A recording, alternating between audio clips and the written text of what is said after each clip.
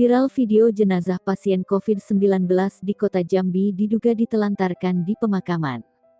Video berdurasi 54 detik tersebut terdengar suara seorang perempuan yang merekam kondisi peti jenazah warna coklat dibungkus menggunakan plastik yang berada di sebuah kawasan pemakaman. Perempuan tersebut mengungkapkan pihak rumah sakit menelantarkan jenazah pasien COVID-19. Masih dalam suara rekaman tersebut, perempuan itu menanyakan mengapa hanya pihak keluarga yang mengurus tanpa didampingi pihak rumah sakit. Menelusuri video viral itu, Tribun berhasil mengonfirmasi kakak kandung korban bernama Johan Tobing.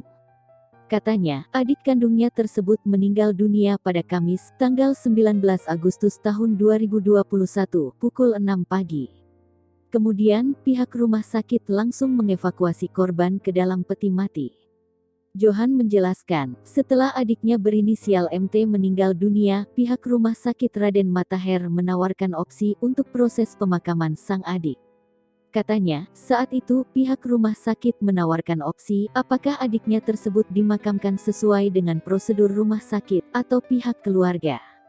Namun Johan mengaku pihak rumah sakit tidak ikut memakamkan jenazah sang adik. Dirut RSUD Raden Matahir Jambi, Ferry Kusnadi pun buka suara.